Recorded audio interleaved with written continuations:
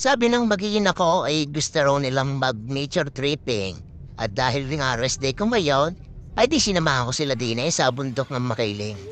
At pagdating namin nga din sa bundok na ay kapihan din pala ang dinayo namin din Sa gagaling ng mga batang are, na-scam na naman ang kanilang dade.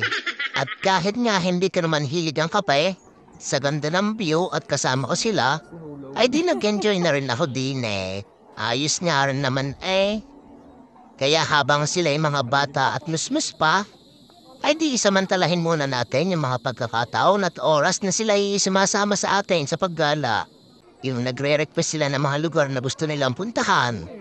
Dahil darating at darating ang panahon na sila ay lalakad na ng kanila, gigimik na ng kanila kasama ang tropa at tayong mga ama't ina nila, di maiiwan na lang tayo sa bahay. Iba pa rin talaga ang saya kapag kasama mo ay ang iyong pamilya.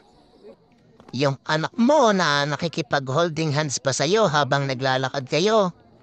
Darating yung panahon na baka kamay na ng boyfriend nila ang hawak nila paglalakad.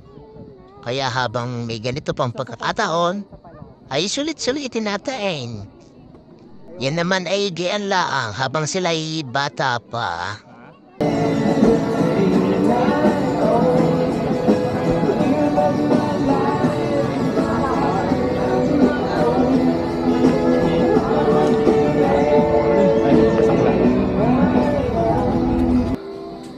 At di nga sa bandang ibabaw na kami nabuubos na lang ang oras at sadya naming hinihintay ng paglubog ng araw at pagdilim.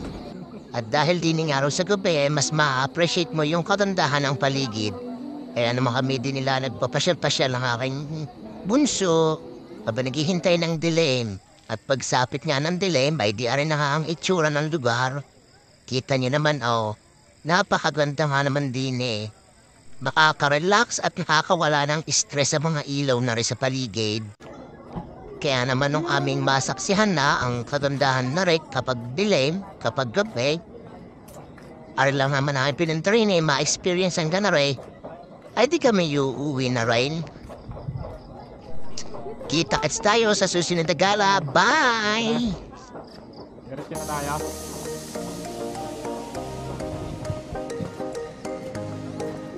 Sa likod. Hindi naman kumikita niya.